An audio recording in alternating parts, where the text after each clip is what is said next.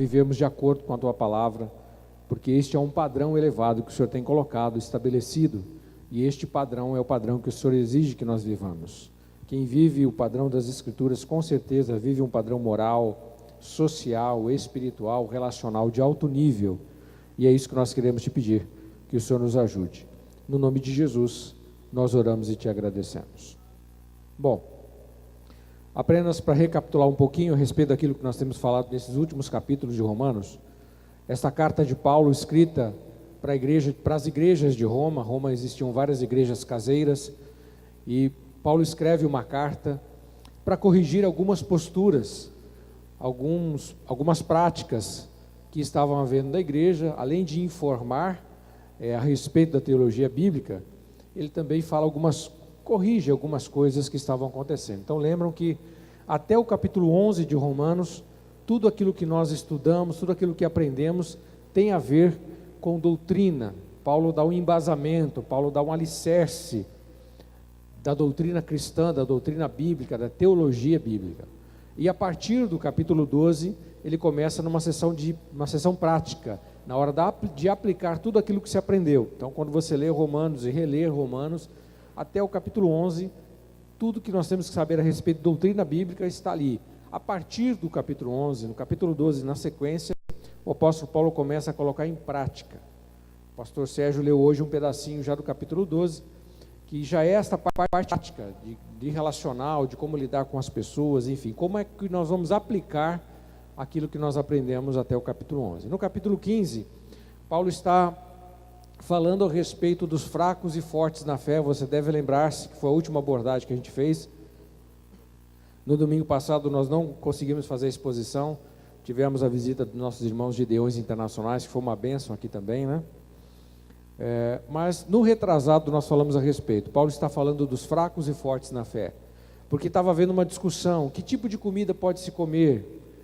E aí o judeu não pode comer determinado tipo de comida, não come carne de porco, não come animal morto de algum jeito ou de outro, algumas aves são consideradas impuras, e o judeu aprendeu isso do Talmud. Ele viveu crescendo, do Talmud não, da Torá, que é a lei. Ele cresceu sendo ensinado na lei, que era uma lei que tinha cunho social também. E aí, quando ele se converte ao cristianismo, na igreja começa a ter dificuldade. O gentil, que não era judeu, que se converteu ao mesmo cristianismo, estão os dois na mesma igreja, o judeu e o gentil, os dois cristãos agora. Judeu com toda a sua carga doutrinária, com toda a sua tradição, e o gentil, que não tinha tradição nenhuma, ele não era cristão. E eles estão juntos. Aí de repente tem um almoço lá na igreja, coisa que faz, né? De vez em quando a gente faz isso também, junta a panela, na hora de juntar a panela, chega lá o gentil, traz uma carne de porco. Aí o judeu fala: não, a gente não pode comer isso, porque a lei, a Torá diz que a gente não pode. Aí o gentil fala assim: não, mas eu não conheço a Torá, o que é isso? Não, mas a Torá é a lei. Não, mas eu vivo na graça, eu sou de Cristo. Então começou esse tipo de conflito, e Paulo começa a abordar aqui, então, justamente isso. O que é essencial? O que é essencial na vida cristã?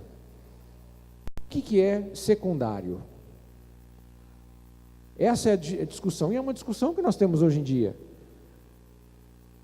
Alguns irmãos creem que tem que usar determinado tipo de roupa. Outros irmãos creem que não pode cortar cabelo. Existem algumas questões com respeito à maquiagem. Existem os adventistas que guardam o sábado. E aí? Como é que nós vamos conviver juntos? E é o que Paulo fala. Naquilo que é essencial, nós temos que estar unidos. O que é essencial? Todo mundo crê que Jesus salva. Bom, isso é essencial. Todo mundo crê? Todos os evangélicos creem que Jesus salva. Todas as denominações creem que Jesus é o único caminho para voltar para Deus. Então isso aqui é uma coisa essencial. Todo mundo crê que temos que amar ao próximo. Isso aqui é essencial na Bíblia. O que é secundário? Secundário é doutrina. Doutrina de usos e costumes. Secundário são tradições. E Paulo está falando assim: olha, os fortes na fé têm que ter paciência com os fracos. É isso que ele está falando. Quem que são os fracos? Ele está falando que os fracos são os judeus, porque a fé do judeu não permite que ele coma determinado tipo de coisa. E Jesus, e Paulo, né, principalmente Jesus, declarou puro todos os alimentos. O cristão não tem problema com o alimento. Nós podemos comer qualquer tipo de coisa. Jesus declarou puro todos os alimentos. Paulo fala a respeito disso também. Vimos isso na última semana, na penúltima semana. Então, quando nós nos sentimos desconfortáveis com relação a alguma coisa que não é essencial na fé cristã, nós temos que ter paciência com aqueles que têm. Se a fé da pessoa limita ela em algum sentido, se a tua fé não te limita, isso não é pecado, se não é pecado, né? Vamos colocar o parâmetro aqui. Você tem que ter paciência com aquele que tem esse tipo de limitação. Se eu vou pregar numa igreja, aconteceu algumas vezes, em que os irmãos têm determinado tipo de usos e costumes. Eu não vou pregar contra isso, não vou nem citar isso aí. Eu vou falar de alguma coisa que é comum entre nós. Então a gente não pode ter esse tipo de atitude, né? Tem que respeitar. E o que Paulo está dizendo isso? Em nome do amor, respeite as limitações que a pessoa possa ter na sua fé. Se você não tem, respeite aquele que tem. Então, a respeito disso que ele está falando. No verso 21 do capítulo 14, Paulo fala assim: bom é não comer carne, nem beber vinho, nem fazer outras coisas em que teu irmão tropece, ou se escandalize, ou se enfraqueça. Então ele está dizendo assim: você que é forte na fé, você que acha que pela tua fé você pode comer o que quiser, você pode usar a roupa que você quiser, você pode, se a tua fé permite isso, seja paciente, tolerante com aquele que a fé não permite, para que ele não tropece, para que você não seja escândalo, para que você não enfraqueça a fé do teu irmão. É isso que ele está falando. E como isso é importante para os nossos dias, pensarmos nisso, porque ainda mesmo dentro do grupo dos evangélicos, né, existem diferenças secundárias. E nós tomamos emprestado aquela frase do teólogo Santo Agostinho, teólogo católico, que diz a respeito exatamente disso, né? Nas coisas não essenciais, paciência, tolerância, mas em todas as coisas, amor. E é o que Paulo está dizendo aqui: nós temos que, em nome do amor cristão, respeitar as pessoas e evitar fazer qualquer coisa que afaste as pessoas de Cristo. E esse é o tema. Então aqui, ainda na introdução dos versos 1 a 3, lá de Romanos 15, está com a Bíblia aberta aí, diz assim: mas nós que somos fortes, está falando do gentil, né, não judeu, devemos suportar as fraquezas dos fracos e não agradar a nós mesmos. Portanto, cada um de nós agrade ao seu próximo no que é bom para a edificação, porque também Cristo não agradou a si mesmo, mas como está escrito: sobre mim caíram as injúrias dos que te injuriaram. Então, esses versículos caracterizam aquilo que a gente chama de contracultura cristã, que é mais ou menos, em algumas coisas, nós vamos caminhar de forma diferente do mundo. O mundo tem a sua cultura e o cristianismo é uma contracultura, porque vai contra valores do mundo. Então aqui temos que marcar a diferença. Com respeito aos da fé, vamos respeitar aquilo que aqueles fracos na fé pensam, desde que não seja pecado. Tá bom, irmãos? Então o limite é esse. Eu não vou respeitar se alguém está pecando contra Deus, não. Eu tenho que exortar com amor. Exortar é trazer a pessoa de volta ao caminho. Irmão, olha, você está errado nisso, porque a Bíblia fala isso. Quando é pecado é diferente, mas quando é costume, quando é prática, eu tenho que saber respeitar o meu irmão que entende de uma forma diferente. Mas com respeito a valores do mundo, que são valores que são contrapostos com os valores do reino, esses não. Eu devo caminhar de acordo com aquilo que a palavra de Deus diz. Ela é o meu parâmetro, né? Mas Paulo fala a respeito disso, ó: cada um de nós agrade o seu próximo no que é bom para a edificação. Uma das funções principais da igreja, e eu falei a respeito disso, acho que domingo passado, quando eu preguei, sobre a importância da igreja. Que às vezes as pessoas têm essa tendência de achar: não, eu posso servir a Deus em casa. Em tese, você pode, Mas não esqueça que Jesus criou a igreja. Se ele criou a igreja é porque ela tem um papel muito importante. Há um valor, ou existem valores importantes dentro deste contexto. De estarmos juntos no templo, de termos comunhão. E um desses propósitos que Deus criou a igreja, esse corpo, é justamente para edificação. O propósito dos dons espirituais, para que existem os dons do Espírito? Porque o Espírito Santo capacita pessoas com dons especiais. Para que servem os dons? A palavra de Deus diz lá em Efésios, capítulo 4, são para edificação. Então a responsabilidade minha como pastor, a responsabilidade sua como membro, é nos edificarmos mutuamente. Nós precisamos fazer com que todos cresçam. Eu preciso usar os meus dons para isso.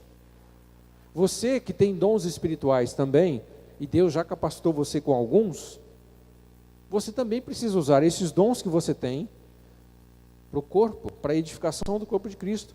E aqui tem o valor da igreja está aqui, em que nós juntos temos que ter comunhão, precisamos caminhar juntos, unidos na mesma fé, andando em comunhão, em comum união, com o objetivo de nos edificarmos, de crescermos juntos. Eu tenho coisas, dons, que vão suprir a sua necessidade. Você tem dons que vão suprir a minha necessidade. Por isso é importante que todos nós exerçamos os nossos dons na igreja, para edificação. Deus tem separado você para isso. E aqui eu vou abrir o parênteses para falar do nosso curso, né? Que está sendo ministrado pela irmã Regina, curso de dons espirituais. Porque esse é um curso que nós usamos há muitos anos, e ele foi feito por um grupo da igreja presbiteriana dos Estados Unidos, se chama Rede Ministeriais. É como se fosse como chama aquele curso que a gente faz para descobrir qual é o nosso talento no trabalho? Teste vocacional, né? É mais ou menos isso. Não é um teste para vocação, mas é teste para dons. A gente usa há muitos anos isso. Isso nos ajuda a entender ou chegar muito próximo dos dons que Deus tem nos capacitado, através de respostas, de um questionário questionário pequeno de 130 perguntas que a gente vai respondendo, né? E a irmã Regina tem ministrado esse curso. Se você não participa, já tem uma turma com 20 alunos fazendo esse curso aí, se eu não me engano. E se você quiser, depois você me procure. A irmã Regina não está aqui, nem sei se ela está ministrando o curso agora. Deve estar ministrando, está ministrando, né? Está ministrando o curso agora lá em cima. Está acontecendo simultaneamente com os cultos de quinta e culto de domingo, tá bom, gente? Então, se quiser, depois você fale com ela ou me procure. Porque nos ajuda a entender. Deus te capacitou com dons. Você precisa usar esses dons para o benefício das outras pessoas. A igreja é isso, gente. Você não pode resumir a tua membresia na igreja a simplesmente vir assistir culto. Deus quer mais de você. Deus não te chamou só para você ficar sentadinho nessa cadeira, não. Deus te chamou para te usar, porque Ele tem te capacitado. Porque Deus um dia vai nos cobrar disso. Tudo que eu te dei, você usou para quê? Tem pessoas que vão ter várias cobranças, não é? Esses dias eu vi lá, até recebi, você deve ter recebido lá quem assina o Groupon, essas compras coletivas, apareceu um show cover do Elvis Presley. Não é da minha época não, mas eu sei que é de alguns aqui. O cara tinha uma voz, né? Tremenda. Mas começou na igreja, cantando hinos. E esses dias eu ouvi ele cantando Amazing Grace, né? Maravilhosa Graça. Que lindo. Deus deu um talento para ele. Ele usou o talento em benefício próprio. Deus deu um talento tremendo para ele, só que ele pegou esse talento e usou em benefício próprio. E acabou, dizem aí, morrendo de overdose. Usou aquilo que Deus lhe deu para ganhar dinheiro. E para a igreja ele deu só um pouquinho daquilo lá. Eu sei que Deus vai cobrá-lo. Se é que a gente não sabe para onde é que ele foi, né? Mas eu sei que vai ter cobrança. Então pense nisso. Deus nos deu talentos, irmãos. Talentos naturais. Deus nos capacita com dons espirituais. São duas coisas que nós temos. Talento natural é aquilo que você nasce com ele. E dom é aquilo que Deus te capacita depois que você conhece Jesus. Então olha só, na verdade às vezes os talentos e dons eles caminham muito paralelos. É o que a gente tem percebido. Para que Deus te deu isso? Para você usar em benefício da própria igreja. Então, o benefício da igreja é justamente esse. Você tem coisas que precisam ser usadas para edificação. O pensamento que nós temos que ter é este: eu preciso, em nome do amor cristão, fraternal, usar os meus talentos e dons para edificar os meus irmãos em Cristo. E disso Deus vai nos cobrar. Você não tenha dúvida que Deus vai nos cobrar disso. Então Paulo está falando a respeito disso, né, da edificação do próximo. Ele está falando que você tem que pensar nisso, em edificar o próximo. Cada um de nós agrade ao seu próximo no que é bom para a edificação. E não está dizendo para você ser relapso, para você ser covarde, deixar todo mundo fazer o que quer, não é isso. Justamente o ponto é esse: faça de tudo para que a pessoa que está ao seu lado, com as quais você convive, cresçam em Cristo.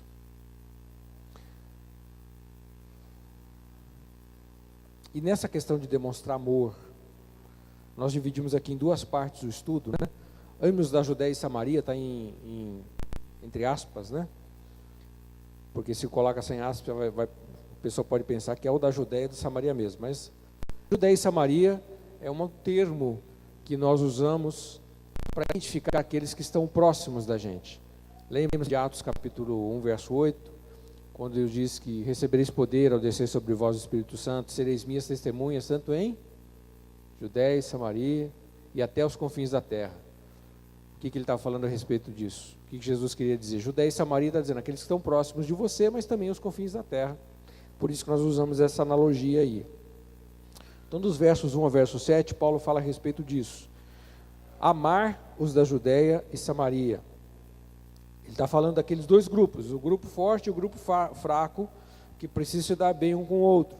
Então, lembra do verso 1, suportar as fraquezas dos fracos e não agradar a si mesmo.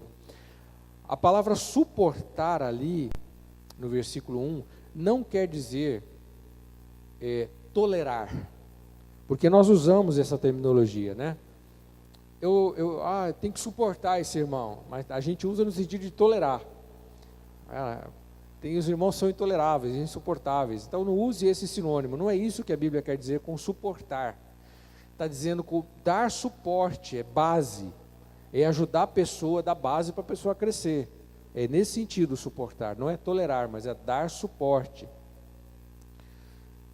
E esse ensinamento aqui nos remete ao capítulo 13, nós já passamos por ele, quando Paulo estava sistematizando a discussão a respeito do fundamento do amor. Lembra-se disso, do capítulo 13, versos 8 a 10, só para a gente recordar, ele diz assim: a ninguém devais coisa alguma, a não ser o amor com que vos ameis uns aos outros, porque quem ama uns aos outros cumpriu a lei. Com efeito, não adulterarás, não matarás, não furtarás, não darás falso testemunho, não cobiçarás. E se algum outro mandamento, tudo nessa palavra se resume: amarás o teu próximo como a ti mesmo. O amor não faz mal ao próximo, de sorte que o cumprimento da lei é o amor. Tremendo esse versículo. E nós brincamos com isso, né? A questão da dívida. Você tem uma dívida que é impagável. Quando a gente fala isso, os irmãos até arrepiam, não é não? Eu tenho uma dívida que eu não consigo pagar. Você já deve ter passado por uma situação dessa, aquela dívida que você olha e fala assim: nossa, não vou conseguir pagar essa dívida nunca. Eu sei que Deus te ajudou e você conseguiu, né? Se não conseguiu ainda, vai conseguir. Mas tem uma que você nunca vai conseguir pagar, que é a dívida do amor. E é isso que Paulo fala: a ninguém devais coisa alguma, a não ser o amor. Essa dívida é impagável. Você sempre está devendo alguma coisa para essa pessoa que está do seu lado aí. Todas as pessoas, né? Não é só o marido que está do lado do marido da mulher, lógico que você deve amor para essa, mas para o próximo também o amor fraternal. Nós devemos amor para as pessoas, nós temos uma dívida que não vai ser paga nunca. Você deve amar as pessoas, é um dever. A Bíblia diz: você ama, você vai conseguir cumprir a lei. Então, o próximo, quem que é o próximo? Quem que é o próximo? É qualquer um que está perto de você, para quem Deus chama a atenção. Pense nesse conceito. Quem é o próximo? Qualquer pessoa que Deus colocar perto de você e chama a sua atenção para ela. Você já deve ter passado por situações assim, em que Deus chama a atenção para você fazer algo em relação a alguma pessoa. Pode ser uma pessoa que você conheça, pode ser alguém que você não conheça. Esse é o seu próximo. Jesus, quando essa pergunta veio para Jesus, Jesus conta a parábola do bom samaritano. Aquela figura do ladrão, do homem que foi roubado, os ladrões, salteadores, deixaram ele quase morto. Passa o sacerdote, passa o levita, acha que o homem está morto, o judeu não podia pegar em nada morto, ele passa de largo, diz a Bíblia, e o samaritano vai lá, pega ele, cuida, leva para a hospedaria, trata, deixa dinheiro com o hospedeiro e fala, cuida dele aí, quando eu voltar, se tiver algum prejuízo aí, depois quando eu voltar eu reponho. Essa figura, o homem não tinha nada a ver, mas para o samaritano, aquele era o próximo, alguém que Deus colocou naquele lugar, colocou na frente dele e falou assim, cuida dele. Então o próximo é aquela pessoa que Deus desperta a nossa atenção para ele. Pense nisso, porque Deus vai fazer isso muitas vezes na nossa vida. E Paulo pega esse ensinamento aqui e aplica a esses dois grupos da igreja, o forte e o fraco, né? Cada um de nós devemos agradar essa pessoa, buscar agradar essa pessoa em nome de amá-la. O cristão não deve viver para agradar a si mesmo, mas, como o próprio Paulo diz em Filipenses, quando ele fala a respeito de Jesus, capítulo 2, que é um texto lindo, Filipenses 2, nos versos 3 e 4, fala assim, mas por humildade, cada um considere os outros superiores a si mesmo. Não atente cada um para o que é propriamente seu, mas cada qual também para o que é dos outros. Essa é a mente de Jesus. Paulo está resgatando, e isso ele fala no capítulo 2 de Filipenses, resgatando a mente de Jesus. Como é que Deus pensa, irmãos? Deus pensa exatamente do jeito que Ele pede que a gente pense. Ele abriu mão de si mesmo. Jesus abriu mão de si mesmo, por nós. Ele fez isso em larga escala, para que nós pudéssemos fazer uma escala bem menor. Abrir mão, considerar o outro superior a si mesmo. Não tem jeito de viver cristianismo se a gente não viver essa realidade. Não tem jeito. Se nós queremos viver o cristianismo verdadeiro. E aí no texto ele diz que até Cristo não agradou a si mesmo, né? Sobre mim caíram as injúrias dos que te injuriaram, diz lá no final do verso 3. Então Jesus foi desprezado, foi injuriado, Jesus não retribuiu as suas injúrias, Jesus não xingou ninguém, Jesus não revidou. Por quê? Tudo que fizeram com Cristo, porque Ele não revidou, porque Ele não estava agradando a si mesmo, Ele estava buscando agradar ao próximo. Verso 4, porque tudo quanto dantes foi escrito para o nosso ensino foi escrito, para que pela paciência e consolação das Escrituras tenhamos esperança. Então Paulo está dizendo, lembrem das suas Escrituras, elas foram escritas para o seu aprendizado. Versos 5 e 6, ora, o Deus da paciência e consolação vos conceda o mesmo sentimento uns para com os outros, segundo Cristo Jesus, para que concordes a uma boca, glorifiqueis ao Deus e Pai de nosso Senhor Jesus Cristo. O verso 5 e 6 é uma oração que Paulo faz aqui. É como se ele fechasse os olhos por um instante e falasse no seu coração isso aí, né? Ora, o Deus da paciência e da consolação, é uma oração, vos conceda o mesmo sentimento, uns para com os outros, para que vocês concordem, com uma mesma mente, uma mesma boca, glorificando a Deus. Então ele está dizendo, nos exortando a agirmos com unidade. Verso 7, portanto recebei-vos uns aos outros, como também Cristo nos recebeu para a glória de Deus. Recebam uns aos outros, aceitem uns aos outros, recebam uns aos outros nos seus corações, recebam uns aos outros nos seus lares. Como? Assim como Cristo também nos recebeu para a glória de Deus. Como é que Jesus nos recebeu, irmãos? Jesus nos recebeu sem impor condição. Tem condição para a gente vir para Cristo. Jesus nunca disse assim, melhora um pouquinho, depois que você estiver um pouquinho melhor, você pode vir me servir. Você nunca vai ver isso nas Escrituras. Deus nos aceita do jeito que nós estamos, com o objetivo de nos melhorar. É esse sentimento que a gente tem que estar no nosso coração com relação ao próximo. Aceitar como está, com o objetivo de ajudar a pessoa a crescer. É a nossa função no cristianismo.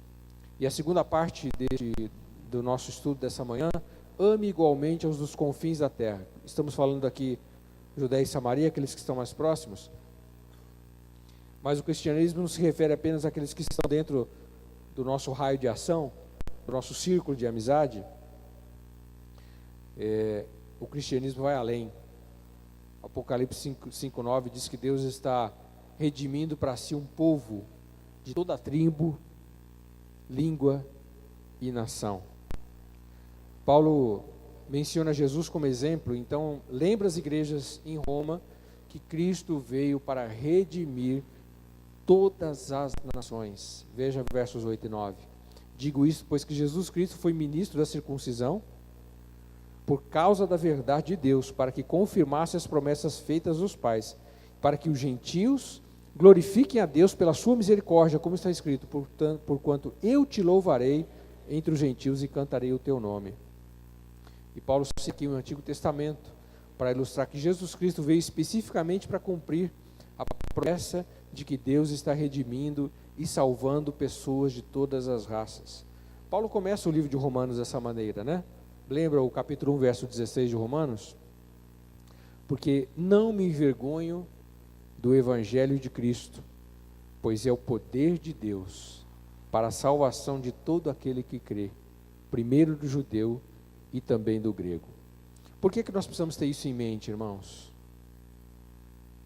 Quando nós entendemos que a nossa ação como cristãos inicialmente tem a ver com aqueles que estão ao nosso redor, isso nos impulsiona ao evangelismo. Porque a responsabilidade de ganhar para Cristo aqueles que estão próximos é nossa. É sua, é minha. Você tem responsabilidade com os da sua casa, filhos, cônjuge, com seus parentes, pais, tios, primos, com seus vizinhos que estão próximos de você, com seus amigos de trabalho, de escola, de lazer. Você tem uma responsabilidade com essas pessoas. E quando a gente entende que em nome do amor cristão eu preciso falar de Jesus para as pessoas, isso me impulsiona ao evangelismo. Então a gente tem que estar isso tem que estar na nossa mente clara. Deus te colocou na igreja para edificar-nos mutualmente e para sermos o quartel-general, para que a partir daqui saiamos com o objetivo de ganhar aqueles que estão ao nosso redor. Mas a nossa ação não vai se limitar só aos da Judéia e Samaria. A nossa ação também vai para os confins da terra. E nós temos a responsabilidade também de cooperar, contribuir para o evangelismo. E isso nos leva ao quê? A missão. Missão, tanto é o evangelismo, que é aquela missão urbana, como é a transcultural. Tem pessoas que Deus vai mandar para outros países. A Janaína, a nossa missionária, que está fazendo o curso lá na Jocum, eles têm que fazer um prático. Ela está lá até, acho que dezembro, se eu não me engano. Tem que fazer um prático, né? Eles ficam lá nas igrejas em Curitiba, enquanto estão estudando, a semana inteira estudando, sábado e domingo eles vão prestar serviço em alguma igreja que solicita serviço da Jocum lá, jovens com uma missão, a Jocum. Ela está fazendo o curso lá, e ela mandou um e-mail essa semana dizendo: pastor, já defini o meu prático. O prático dela vai ser feito transcultural, acho que ela vai para a Argentina, foram 3 países da América do Sul, que ela vai para fazer o prático. Missão transcultural. Tem pessoas que Deus chama para largar parente, largar emprego, largar família, para largar tudo e ir para a missão. Este é um jeito de fazer missão transcultural. Esse é um jeito de fazer missão aos confins da terra. Você foi chamado para isso? Porque para isso tem que ter chamado, não é qualquer pessoa que vai, não. Você toparia fazer missão com os índios? Você toparia ir para uma terra que você não conhece? Para os Estados Unidos eu vou. Aí é fácil fazer missão lá, né? Mas para a África, você toparia? Talvez a nossa resposta seja: eu não fui chamado para isso. Eu não fui também. Eu não fui. Meu chamado é é pastoral. Eu não fui chamado para ser missionário, mas eu sei muita gente que é. Então eu não posso contribuir com missão indo, porque esse não é meu chamado. Se eu tentar, eu vou ficar 2 meses lá e vou voltar, porque não é o meu chamado. Mas tem muitas pessoas que têm esse chamado, e glória a Deus por elas, porque Deus é quem chama, irmãos. Eu não posso contribuir com missões dessa forma, mas tem outro jeito. Eu posso orar. E é o que nós temos feito. Orado pelos nossos missionários. Tivemos o irmão Dalmir, que foi para a África, passou uma semana lá numa missão, coisa linda, com as crianças ali. Temos muitos irmãos que conhecemos que vão para a missão transcultural, temos a Janaína. Eu posso orar por essas pessoas, mas eu também posso contribuir. São 3 formas de fazer missão, e Deus precisa dos 3. Não adianta mandar alguém se não tem quem respalde em oração e se não tem quem contribua. O respaldo em oração, irmãos, é muito importante. Eu nunca esqueço que o Dalmir, quando foi para a África, que ele ficou uma semana lá, ele contava da opressão espiritual que existia, porque tem muita magia negra ali em volta do lugar que ele foi ali, e os chefes ali do voodoo ali africano, eles ficam confrontando os missionários e fazendo trabalho de macumbaria para eles. É uma opressão espiritual muito grande.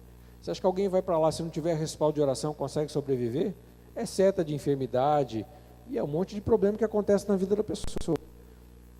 Então é necessário que oremos, precisamos respaldar em oração os nossos missionários e também precisamos sustentá-los. A igreja do Nazareno é uma igreja missionária. Hoje à noite nós vamos dar início à oferta de alabastro, a igreja do Nazareno tem oferta todos os meses de missão, mas nós observamos principalmente 4 ofertas, porque são ofertas que são direcionadas diretamente para a missão. Em fevereiro, oferta de alabastro, que se repete em setembro. Em abril, oferta de Páscoa. Em novembro, dezembro, oferta de ação de graça. As 4 ofertas são para quê? 2 delas, as 2 ofertas de alabastro, é um recurso que vai para a missão mundial, e a missão mundial destina para a construção de creches, de escolas e de igrejas. E a oferta de Páscoa e de ação de graças é uma oferta direcionada diretamente para o sustento do missionário. E se nós não contribuirmos, como é que eles vão conseguir fazer a missão? Então, todo mundo precisa se ajudar. Eu não tenho chamado para ir como missionário, mas posso orar e posso contribuir. E isso eu tenho que fazer como cristão. A nossa igreja, irmão, a igreja no Brasil é fruto de missões. Muitos irmãos americanos que não nos conhecem, americanos, canadenses, que não nos conhecem, investiram na nossa vida. E hoje a igreja do Nazareno do Brasil é o que é, porque teve gente que investiu. Alguns vieram, missionários vieram, graças por eles, né?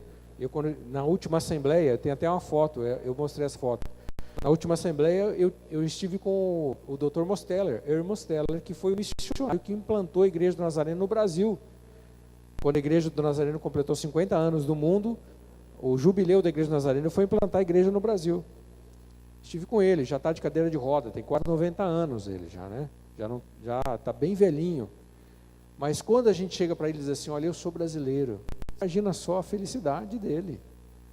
Quando ele chegou não tinha nenhuma igreja, e hoje ele olha para o que a igreja do Nazareno no Brasil, ele contribuiu para isso, irmão. Ele deu a vida dele, para isso. E ele foi o primeiro, mas vieram tantos outros, não é?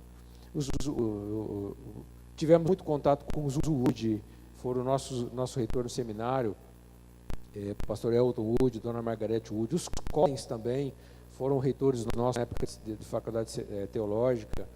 O pastor Gates, encontrei com o pastor Gates também no aeroporto, aí, fazendo escala para ir para Indianópolis. Encontramos no saguão e viemos com ele. Fomos o pastor Gates que deu sua vida aqui no Brasil também, tantos missionários.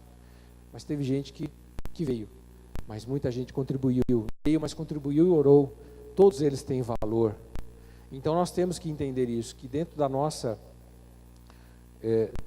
da vida cristã, nós temos que amar os próximos, o próximo aqui, Judéia e Samaria, e temos que amar os confins da terra. Portanto, faça isso, irmãos.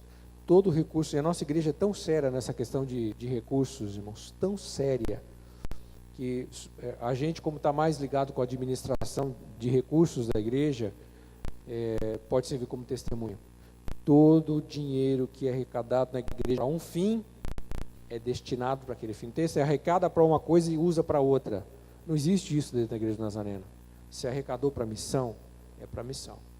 A nossa igreja aqui arrecadou para missões, tudo para missão. Não chega a esquentar o caixa da igreja, vai devolver e vai enviar para o destino. Começamos a oferta de alabastro hoje à noite. Hoje à noite no culto missionário damos início à oferta de alabastro. Deu uma boa oferta, né, irmão? Deu uma boa oferta. Porque você não está dando aqui, não é para a nossa igreja. Você está dando para a pessoa que você nem conhece. Talvez você pense assim, eu não vou ter reconhecimento nenhum, mas lá com Deus você tem. Com Deus você vai ter. E nós temos que pensar nisso.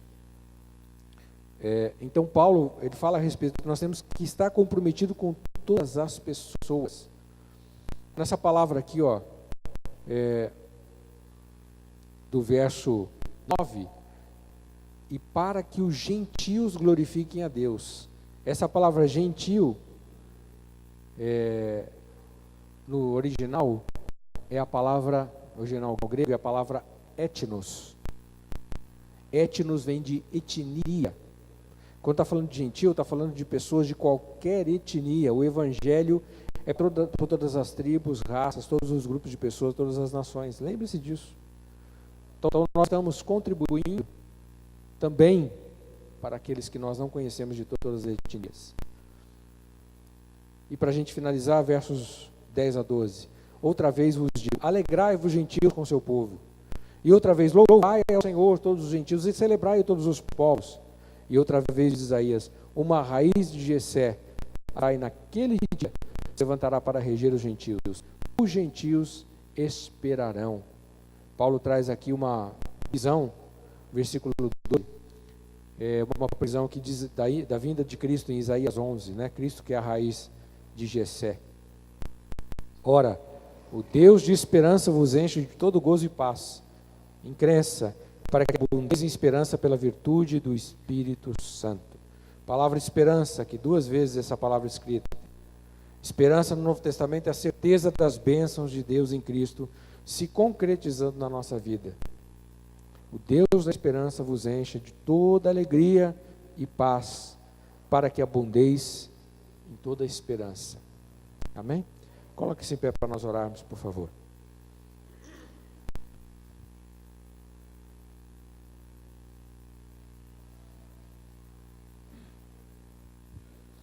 Pai querido, nós damos graças ao Senhor nesta manhã. Obrigado por esse texto, por esse trecho das Escrituras que pudemos meditar nesta manhã. Que aquilo que é proveitoso para o nosso coração possa estar fixado nas nossas mentes e nós possamos usar para a nossa vida prática, colocar em prática tudo aquilo que temos aprendido na Tua Palavra. E em nome de Jesus, nós oramos, te agradecendo por esse tempo, pedindo a bênção do Senhor sobre a nossa escola bíblica, que começa na sequência, sobre os professores, a vida dos professores, dos alunos. Usa os nossos professores e professoras como canal de bênção e que todos possamos crescer, sendo edificados na Tua Palavra. E nos dá um domingo abençoado na Tua presença. Que a graça do Senhor Jesus, o amor do nosso Deus e Pai, a comunhão e as consolações do Espírito Santo esteja sobre a vida de cada um de nós nesta manhã, em nome de Jesus. Antes de tomarmos o cafezinho, queremos reconhecer os nossos convidados, vindo pela primeira vez para receber o nosso devocional. Primeira vez, né? Vocês também, Deus abençoe. Ali também, pode levantar a mão, por favor. Sejam bem-vindos, em nome de Jesus. Aqui mais alguém?